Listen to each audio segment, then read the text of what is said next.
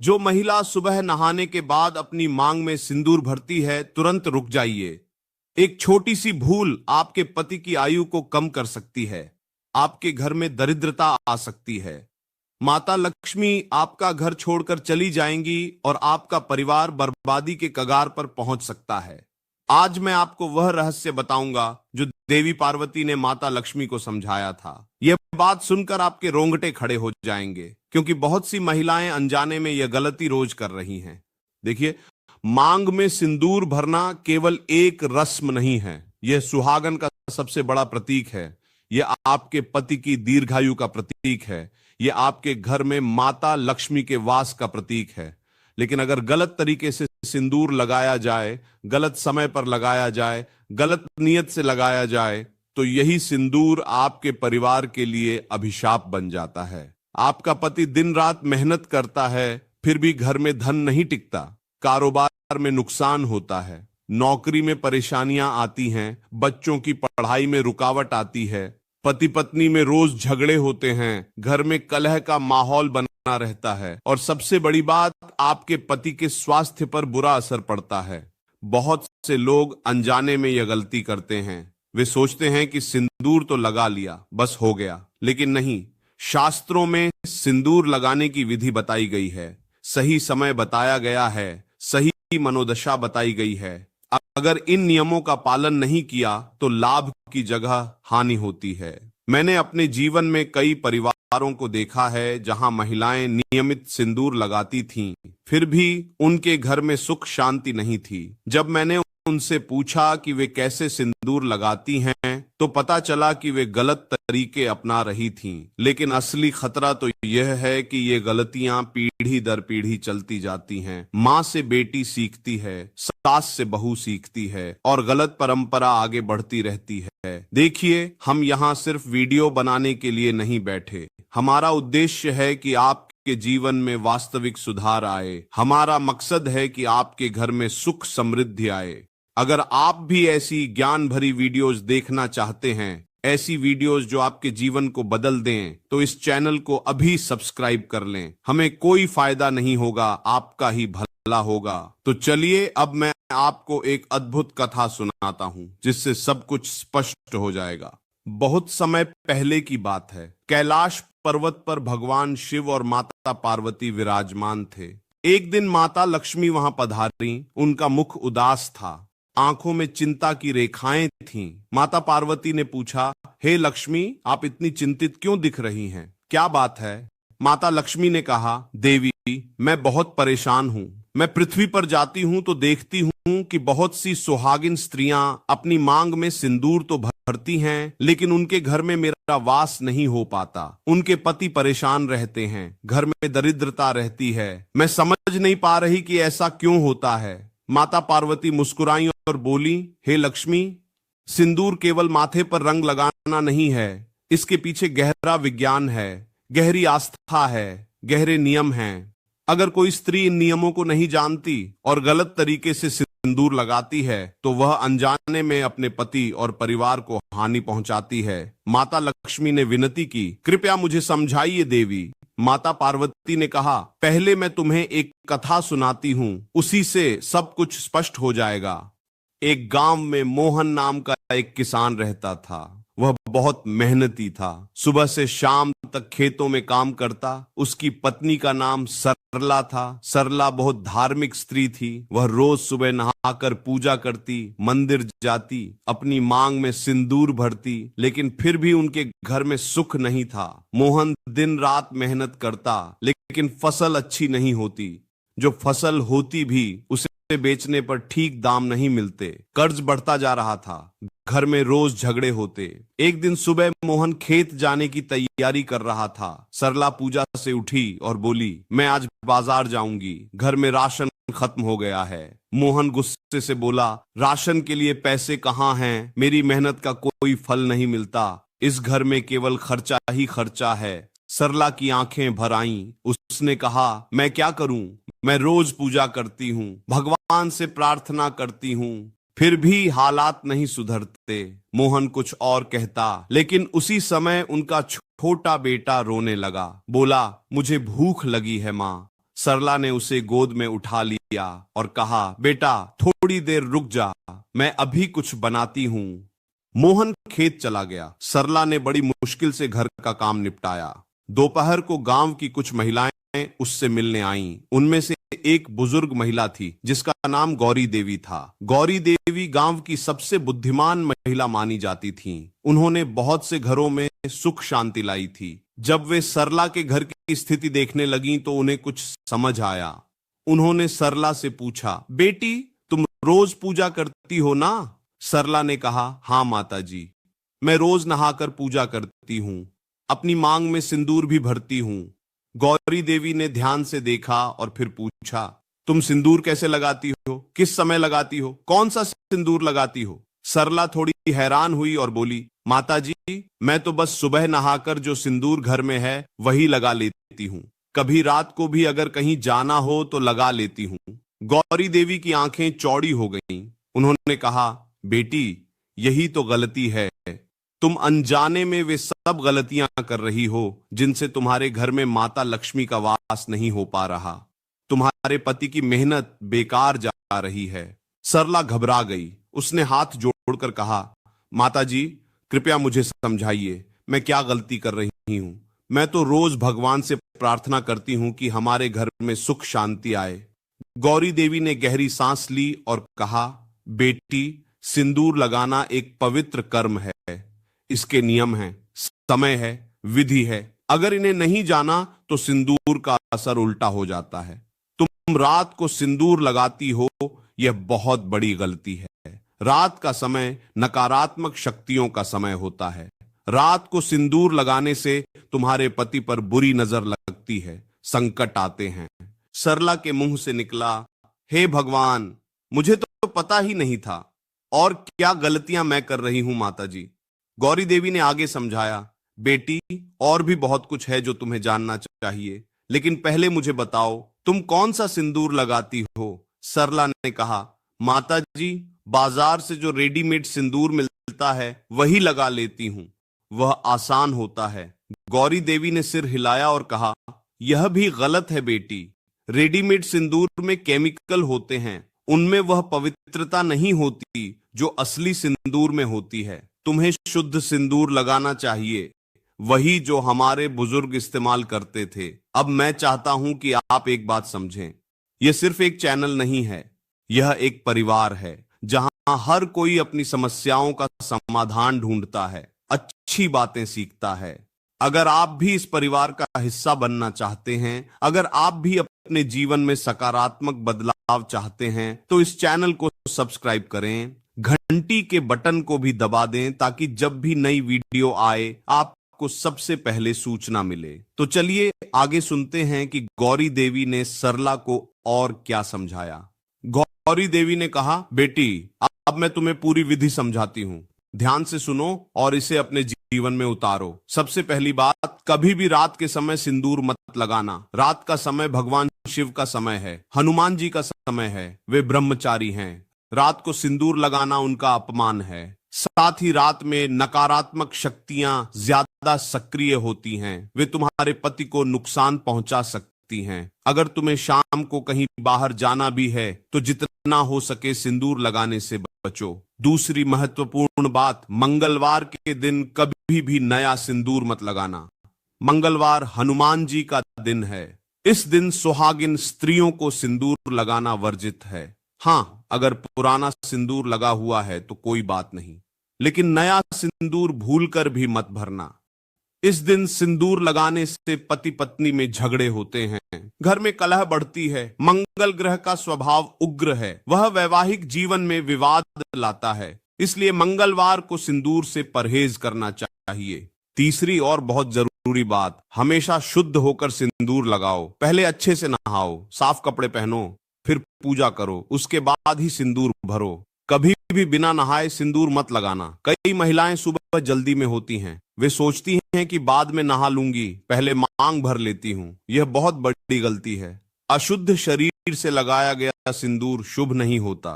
साथ ही मासिक धर्म के दौरान भी सिंदूर नहीं लगाना चाहिए। उन दिनों शरीर अशुद्ध माना जाता है, इसलिए परहेज करना चाहिए। चौथी बात, अपना सिंदूर कभी किसी को मत देना और ना ही किसी से सिंदूर लेकर अपनी मांग में लगाना। बहुत सी महिलाएं होती हैं जो रिश्तेदारों से या सहेलियों से सिंदूर मांग लेती हैं। ये बहुत खतरनाक है। हर व्यक्ति की अपनी ऊर्जा होती है। अगर किसी के पति पर कोई संकट है, कोई दोष है, तो वह उसके सिंदूर में भी होता है। जब तुम वह सिंदूर अपनी मांग में लगाओगी तो वह संकट तुम्हारे पति पर भी आ सकता है। इसलिए हमेशा अपना सिंदूर अपने पास रखो, किसी को मत दो, किसी से मत लो। पांचवी बात, अगर सिंदूर गिर जाए तो उसे वापस डिब्बी में मत रखना। अगर सिंदूर जमीन पर गिर गया है तो उसे किसी पवित्र स्थान पर विसर्जित कर दो।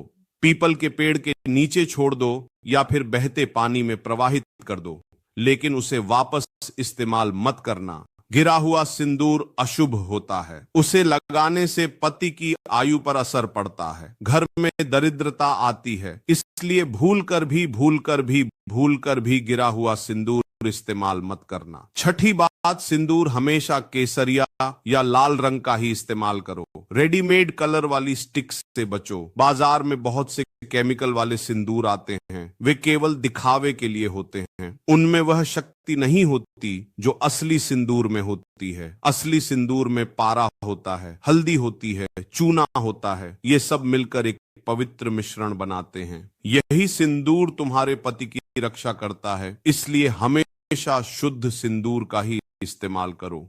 सातवीं बात, सिंदूर लगाते समय मन शांत होना चाहिए। अगर तुम गुस्से में हो, उदास हो या पति से लड़ाई हुई है तो उस समय सिंदूर मत लगाओ। पहले मन को शांत करो, भगवान का नाम लो, फिर प्रेम भाव से सिंदूर भरो। जब तुम सिंदूर लगाती हो तो मन में अपने पति की लंबी उम्र की कामना करो, उनके सुख की प्रार्थना करो। तब वह सिंदूर वास्तव में शक्तिशाली बनता है। नकारात्मक भाव से लगाया गया सिंदूर तुम्हारे पति को नुकसान पहुंचा सकता है। आठवीं बात, मांग पूरी भरो। केवल बीच में एक बिंदी जैसा निशान लगाकर मत छोड़ो। मांग को पूरी तरह से भरना चाहिए। यह तुम्हारी आस्था का प्रतीक है। आधी अधूरी मांग से माता लक्ष्मी नाराज होती हैं। घर में अन्नपूर्णा का वास नहीं होता। इसलिए जब भी मांग भरो, पूरी भरो, साफ सुथरी भरो। और सिंदूर को बालों में छुपाने की कोशिश भी मत करना।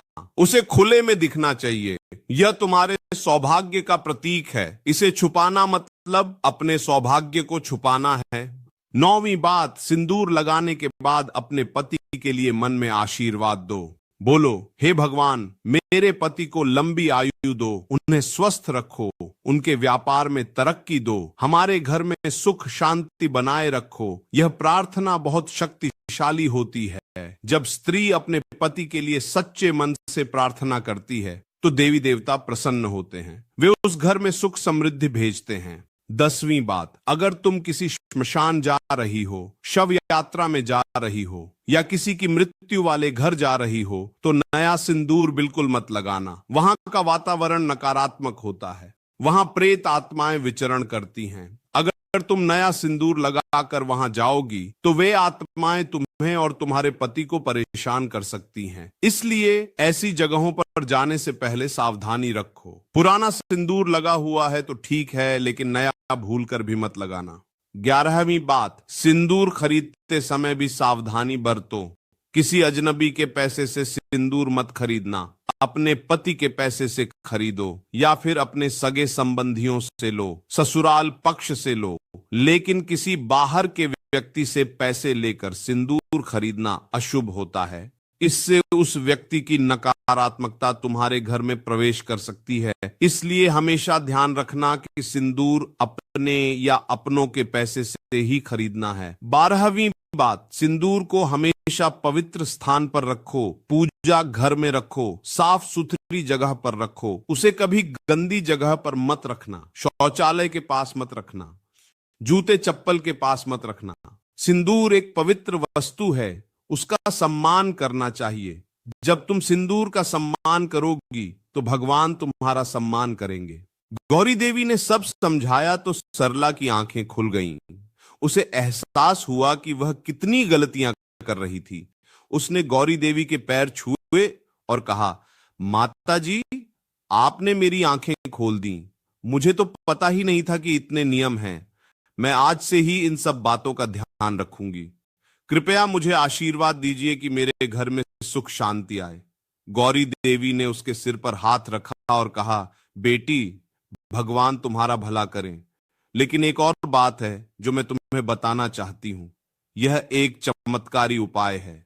अगर तुमने यह किया तो तुम्हारे घर में धन धान्य की कमी कभी नहीं होगी। सरला उत्सुकता से बोली, क्या है वह उपाय माता जी, कृपया बताइए। गौरी देवी ने आसपास देखा और धीरे से कहा, बेटी, यह उपाय बहुत गुप्त है, इसे किसी को बताना मत।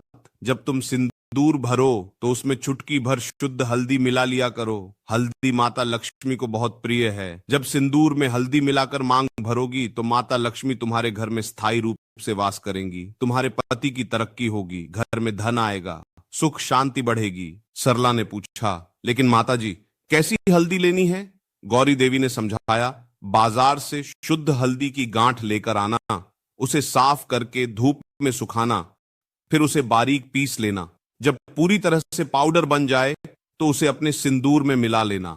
बस चुटकी भर ही काफी है, ज्यादा मत डालना। अच्छे से मिलाना ताकि रंग एक समान हो जाए। फिर उसी सिंदूर से रोज अपनी मांग भरना। लेकिन याद रखना, यह बात किसी को बताना मत। यह तुम्हारे और भगवान के बीच का रहस्य रहे। सरला ने गौरी देवी की हर बात मन में बिठा ली। उस दिन से उसने अपनी पूरी दिनचर्या बदल दी। अब वह सुबह जल्दी उठती, अच्छे से नहा धोकर पूजा करती, फिर शुद्ध सिंदूर में हल्दी मिलाकर अपनी मांग भरती। मांग भरते समय वह मन ही मन अपने पति के लिए प्रार्थना करती, बोलती, हे भगवान, मेरे पति को स्वस्थ रखना, उन्हें लंबी आयु देना, उनके काम में तरक्की देना, हमारे बच्चों को सुखी रखना, हमारे घर में माता लक्ष्मी का सदा वास बनाए रखना। पहले दिन से कुछ खास नहीं हुआ, दूसरे दिन भी नहीं, तीसरे दिन भी नहीं। सरला को थोड़ा संदेह होने लगा। उसने सोचा शायद यह सब केवल कहानियां हैं, लेकिन फिर उसने खुद को समझाया, नहीं, गौरी देवी ने कहा है तो जरूर कुछ होगा, मुझे धैर्य रखना चाहिए। वह रोज नियम से सिंदूर लगाती रही। मंगलवार को सिंदूर नहीं लगाती, रात को सिंदूर नहीं लगाती, हमेशा शुद्ध होकर प्रेम भाव से पूरी मांग भरती। एक हफ्ते बाद मोहन खेत से आया तो उसके चेहरे पर खुशी थी। उसने कहा, सरला, आज एक अजीब बात हुई। मैं खेत में काम कर रहा था तो एक व्यापारी आया। उसने मेरी फसल देखी और बोला कि वह अच्छे दाम देगा। उसने मुझे एडवांस भी दे दिया। सरला मुस्कुराई। उसने मन ही मन भगवान को धन्यवाद दिया। उसने सोचा शायद यह गौरी देवी के उपाय का असर है। धीरे धीरे बदलाव आने लगे।